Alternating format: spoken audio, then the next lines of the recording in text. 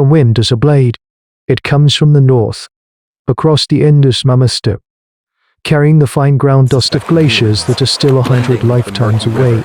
There is no obstacle to break its charge, no great forest to blunt its edge. It scours the land, stripping warmth from stone, from soil, from living flesh. Here, in the heart of this great ice age, the world is a study in white and grey.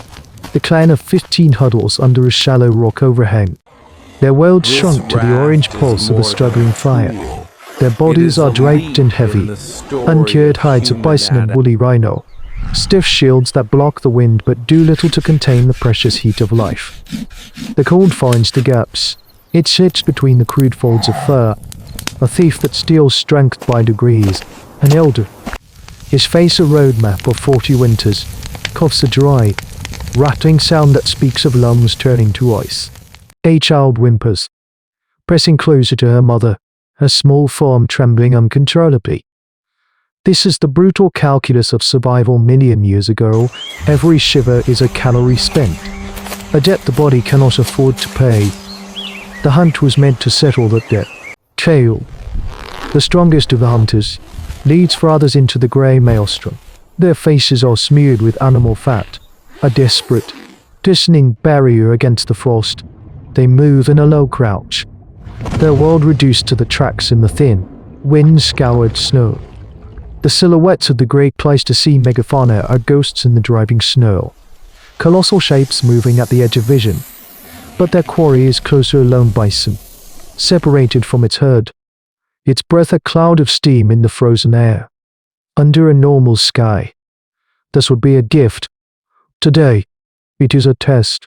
The men's hands, wrapped in strips of hide, are clumsy logs, fingers, meant to guide the killing point of a spear, are numb and unresponsive when they finally close the distance. Their charge is sluggish, their movements robbed of the explosive power the cold has already claimed. Kayla's spear cast is true, but it lacks force. It bites into the bison's thick shoulder pelt but does not penetrate deep. The beast bellows, a sound of fury and pain, and thunders away into the whiteout, taking the clan's hope with it. The retreat is a silent admission of defeat. The true predator is not the beast with horns and hooves, but the air itself. Ren, the youngest of the hunters, stumbles. He falls to one knee, his head bowed. Kale turns, his own movements stiff, and sees the dangerous stillness in the boy's eyes. The insidious lethargy of hypothermia begins to claim him, a sweet, deadly sleep pulling at his limbs. He risks the choice, brutal and immediate, leave him to the wind, or risk the entire party by slowing down. It is no choice at all. Kaland, another hunter. Bior, haul Ren to his feet, draping his arms over their shoulders. They become a single, three-headed creature.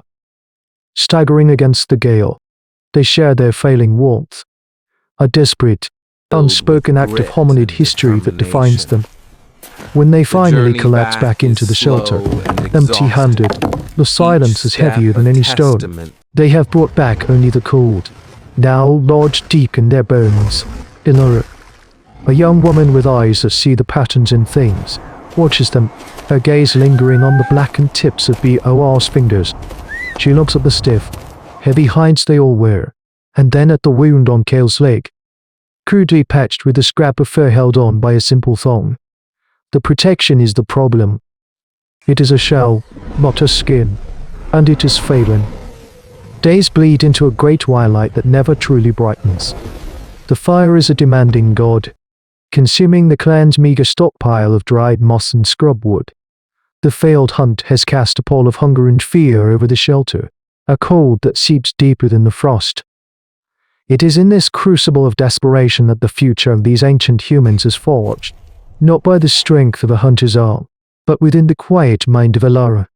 She watches Bor as he works a piece of hide with a bone AWL, his frostbitten fingers clumsy and slow. He pushes the sharpened point through the thick skin, one laborious hole at a time, preparing to lace a patch onto his worn leg coverings. He pierces, withdraws, and then clumsily tries to force a thick sinew thong through the opening. The process is maddeningly inefficient. The hole is a passage, but it does not guide. And Lara's gaze drifts from the AWL to a pile of reindeer sinew, dried and stiff. It is the binding that holds their world together. Hafting stone points to wooden shafts, creating a testament to primitive technology. She picks up a long, thin strand. She sees the AWL. She sees the sinew. The two tools work against each other. One makes a hole. The other struggles to find it. An idea, formless and fleeting, sparks in the darkness of her mind. What if the tool that pierces could also pull? What if the pathmaker could carry the binding with it? This is the fulcrum on which survival pivots. A moment of cognitive synthesis that defines the ascent of Homo sapiens. She retreats to a corner of the shelter, away from the coughing elder and the fretful children. She finds a shard of mammoth ivory, long and slender, left over from careless shaping of a spear point. It is dense, unyielding. For 2 days, she works, her world shrinking to the object in her hands. Using a rough block of sandstone, she grinds the shard down, scraping it into a smooth, tapered shelf, sharp at one end, thicker at the other. The sound is a patient, rhythmic whisper against the howl of the wind. The true challenge, the leap into the unknown, is the eye. The point can pierce, but without a way to carry the thread. It is just another AWL. She selects her finest tool, an thick burr in a sharp, angular flint flake expertly napped to a graver's point. This tool is typically used for carving patterns into bone or antler, an expression of art. Today, it will be the key to an engineering miracle, holding the delicate ivory shaft steady on a leather pad. She places the bow in a stip near the blunt end. With immense concentration, she begins to twist, applying steady, careful pressure. The work is microscopic. A fraction too much force and the ivory will snap. Hours of labor lost. The clan watches her, their curiosity a silent, pressing wait. She drills from one side, then flips the piece and, with uncanny precision, begins drilling from the other, aiming to meet the first hole in the center.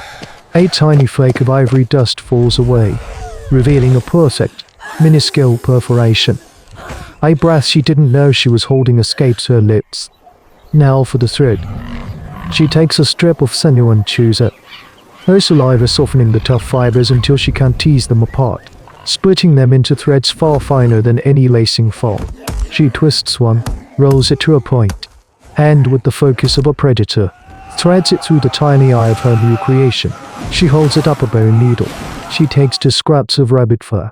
She pushes the needle through both pieces. It glides in, carrying the thread behind it. She pulls it out the other side and repeats the motion. A stitch, then another. A tight, clean seam begins to form, joining the 2 pieces into one. The wind cannot find its way through this seam. She shows it to Kale, whose own garments are a patchwork of gaping holes. He takes the joined fur, turns it over in his calloused hands, and sees not a clever trick, but a revolution. He sees a second skin, a mobile shelter, a wall run against the wind. He sees a future. The fire crackles, a sound of defiance against the storm. The shelter has transformed. It is no longer a hospice for the dying, but a workshop for the living. LRA's discovery has ignited a spark of collective industry, a testament to the social intelligence that underpins the survival of early humans.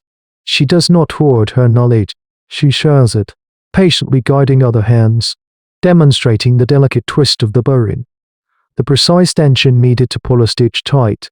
An assembly line, born of necessity, forms in the flickering firelight. The older children, their fingers nimble, are tasked with chewing and splitting sinew into fine threads. The men, their powerful hands learning a new kind of delicacy, use sandstone rosts to shape more needles from scavenged splinters of bone and ivory. It is a slow, painstaking process. Needles snap, thread breaks, but for every failure, there are 3 small successes.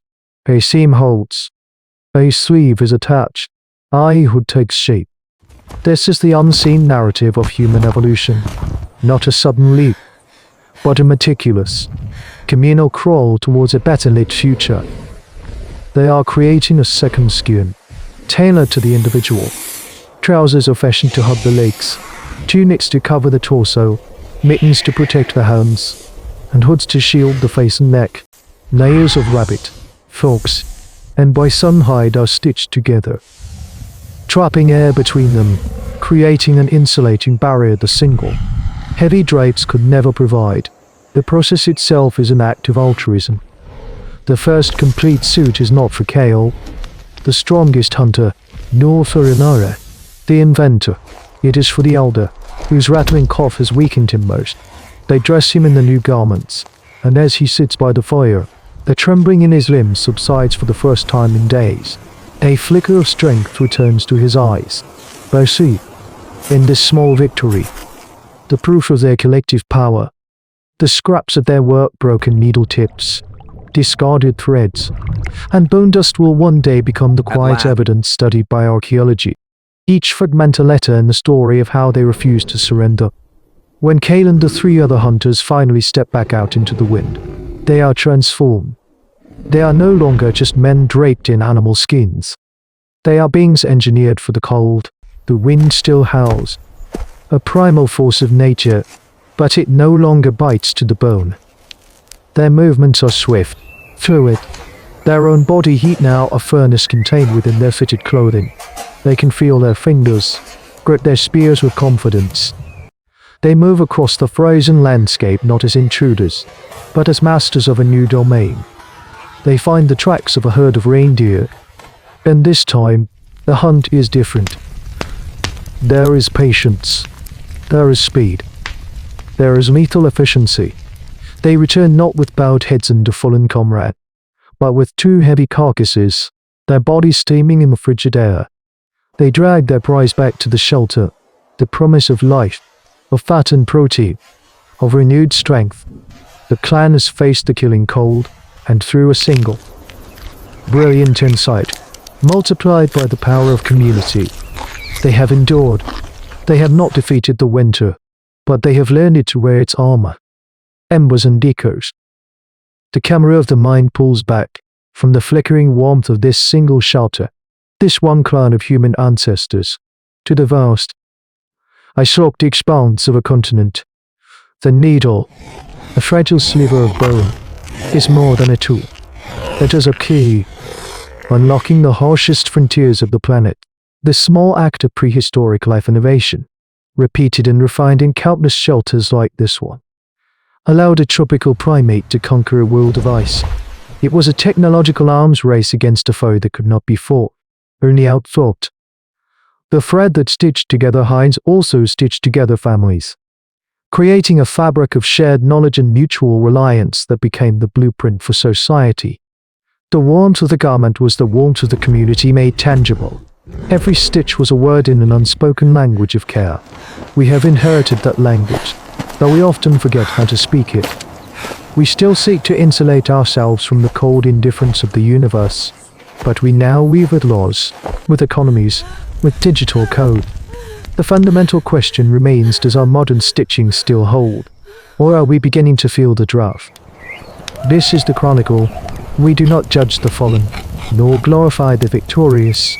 We simply watch, and we remember, for this struggle is the bedrock of our own. What stories written in the silence after the storm?